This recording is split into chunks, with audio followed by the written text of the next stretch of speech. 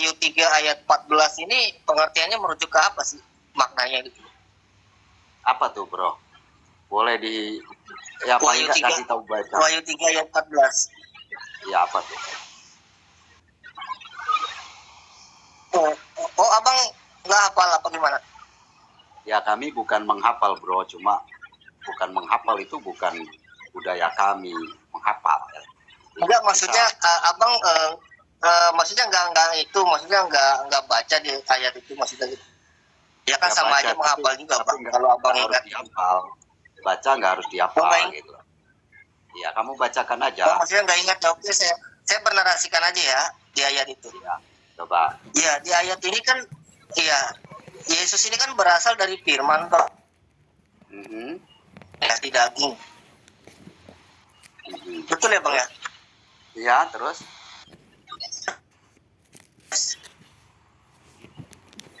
Ya, oke. Kan Yesus berasal dari firman yang menjadi daging. Nah, saya ingin bertanya nih di Wahyu 3.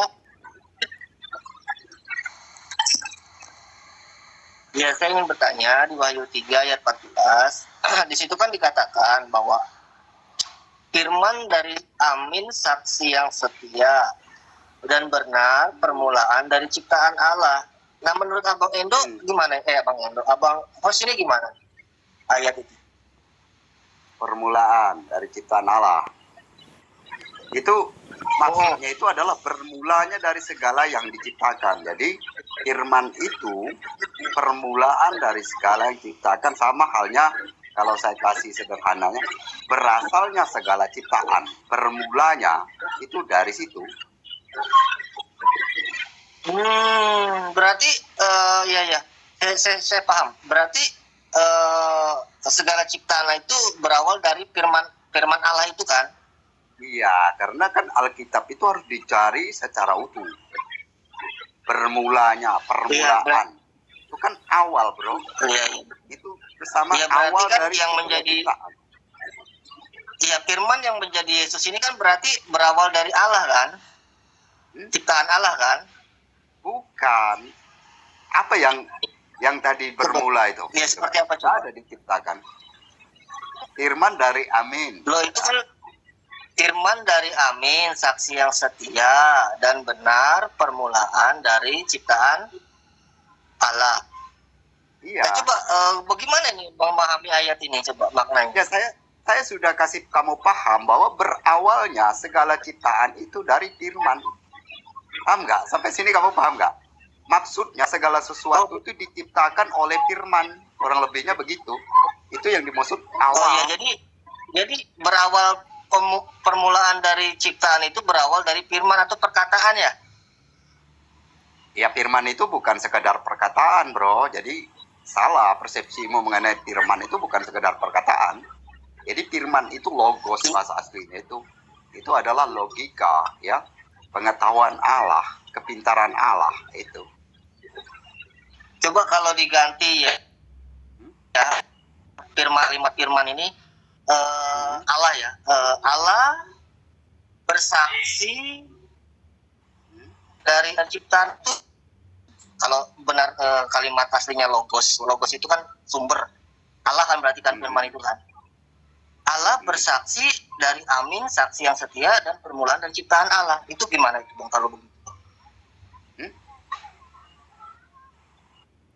Kan sudah saya bilang, permulaan ciptaan Allah, karena dari dialah bermula segala yang diciptakan. Paham nggak? Di sini kamu paham nggak apa yang saya omong?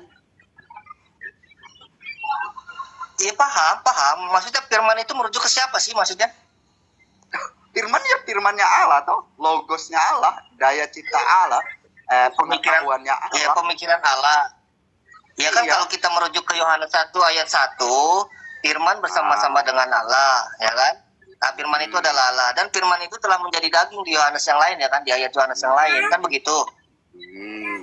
Terus? Nah, kalau kita baca di Wahyu ini kan sudah konkret ya. Di Yohanes yang lain kan mengatakan bahwa firman itu telah menjadi daging. Nah, di sini kan Abang menarasikan bahwa segala sesuatu diciptakan oleh Allah melalui firman-Nya. Nah, berarti kan yang menjadi daging ini, yang menjadi Yesus ini adalah sumber dari Allah kan? Atau firman itu kan? Firman itu Yesus yang dimaksud di ayat ini. Ya, oke. Terus?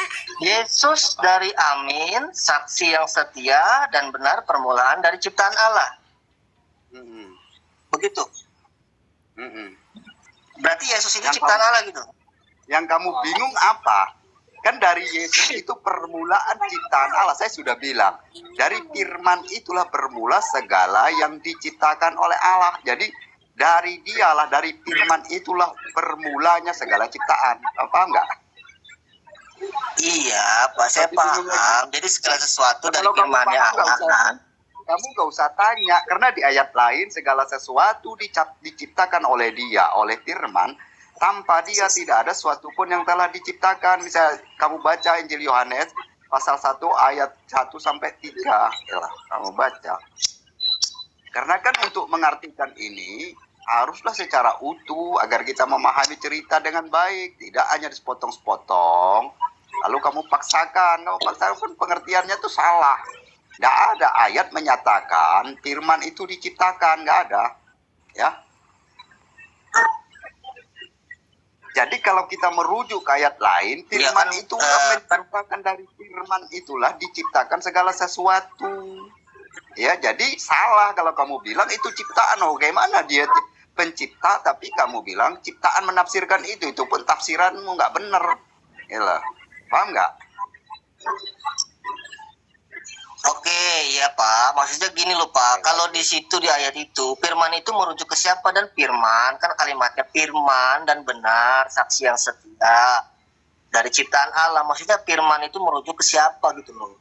Dari ciptaan Allah. Kamu jangan ngaco. Permulaan itu maknanya bermulanya segala sesuatu yang diciptakan. Sama halnya dia adalah awalnya. Dia tidak bermula, tapi permulaan segala ciptaan itu Dia. Paham nggak? Sampai sini kamu ngotot lagi. Iya, saya paham itu Pak. Jadi sesuatu segala diciptakan oleh Allah melalui firman-Nya kan begitu. Tanpa firman-Nya tidak bakal jadi sesuatu kan begitu Pak. Lah iya, karena dikatakan di ayat lain, Alkitab itu harus dibaca secara utuh agar kamu ngerti apa yang maksud permulaan gitu loh. Ya, karena di ayat lain banyak ayat menyatakan segala sesuatu diciptakan oleh Dia, oleh firman. Tanpa Dia tidak ada sesuatu yang telah dijadikan. Yalah. Dia itu merujuk ke siapa Pak? Ke Yesus apa ke Allah? Allah Bapa. Kamu kayaknya ini bulat aja loh. Dia itu kan firman. Ya Bapak tidak menyimpulkan bahwa firman itu Allah Bapa apa Yesus gitu loh. Itu yang saya bingung. Aduh, kamu yang bingung dengan argumentasimu sendiri. Kamu bilang firman tadi Allah kan? Kamu ingat gak? Jadi saya gak suka bulat seperti kamu itu. Nanti kalau saya tanya Islam, kamu bulat sesuai pemahaman saya, kamu juga bingung nanti. Gitu loh. Sudah saya jelaskan, permulaan segala sesuatu itu berarti bermulanya segala sesuatu. Gitu loh. Paham gak kamu? Kok ngotot sesuai paham kamu? Pahammu salah. Iya, nggak ngotot loh Pak. Maksudnya gini loh. Jadi kalimat kamu nggak ngotot. Kamu tahu nggak? Kamu pernah tanyakan ini ke saya. Saya masih ingat itu. Kamu sudah pernah tanyakan ini ke saya. Aku masih ingat itu. Pernah nggak? Udah saya jawab itu. Ya, jadi mengartikan Alkitab itu secara utuh, bukan dipotong-potong untuk mendukung pemahamanmu salah itu. Nanti kalau saya ambil ayat Qur'anmu, lalu saya potong-potong sesuai pemahaman saya gimana? Gitu loh. Kalau kamu tanya, sudah saya jelaskan. Saya Kristen lebih ngerti dari kamu gitu loh. Bang Salsa sama Bang Asdi boleh nambahin? Iya Bang, silakan Bang, silakan. Iya, nggak apa-apa ya. Nggak apa-apa. Santai aja ya. Nggak apa-apa, saya terima. Oke. Jadi gini ya. Ya silakan Bang Endo. Sorry nih saya potong. Iya Bang, silakan Bang, silakan. Jadi dalam berdiskusi sebaiknya kita berdiskusi yang mempunyai manfaat untuk merubah diri nih. Bukan untuk berdiskusi menyalahkan dan membenarkan versi mana yang paling benar dan versi mana yang salah. Tapi tidak ada manfaat untuk diri untuk apa. Jadi pada saat kita membuka satu tema, membahas satu tema, kita usahakan untuk si tema atau pembahasan ini menjadi manfaat untuk diri ini menjadi lebih baik dalam berkehidupan. Karena kalau berdiskusinya adalah tentang debat mana yang benar mana yang salah, itu akan menimbulkan sifat keangkuhan nantinya. Kayak gitu, makanya Nabi pun tidak pernah suka dengan satu perdebatan walaupun itu benar. Kayak gitu. Jadi lebih suka untuk berdiskusi yang menimbulkan manfaat. Kayak gitu mungkin. Ini tidak bermaksud untuk menggurui siapapun ya. Sorry nih. Ya betul apa Bang? Saling mengingatkan aja bahwa sebaiknya kita berdiskusi yang bisa menambah manfaat untuk kita berperilaku nih dalam kehidupan sehari-hari. Oh, setelah berdiskusi masuk ke forum ini, kita besoknya lebih ceria, lebih mudah bersosialisasi dan yang lain, kasih dan sayangnya lebih timbul, lebih peka, lebih sensitif. Nah, bukan menjadi, oh kemarin saya menang debat nih. Nah, itu bahkan akan menimbulkan keangkuhan, kesombongan kalau kita yang carinya mana yang benar, mana yang salah. Itu timbulnya seperti itu. Kalau orang kan banyak suka ngaku-ngaku menang toh Bang Indo, tapi kalau mau menang-menang itu menurut saya begini, saya nggak alergi sih itu. Tapi kita harus dinilai oleh orang-orang yang fair gitu, yang kompeten di bidangnya, lalu kita berdebat kalau mau menang-menangan gitu. Itu kira-kira. Saya setuju sama Bang Do ya. Saya aja loh sama Bang Do itu dari tadi menghargai loh pendapat Bang Do karena saya bertanya. Kita menghargai, bukan kita kayak mempressure orang itu harus sesuai paham kita gitu. Menurut saya itu kurang tepat. Saya juga bisa lakukan itu gitu bro. Salah saya. Anda bertanya saya jelaskan gitu. Karena saya Kristen, saya lebih ngerti. Oke, siap bos. Gitu loh. Siap saya terima kok. Oke Bang Endo, lanjut ke pertanyaan saya Bang Endo.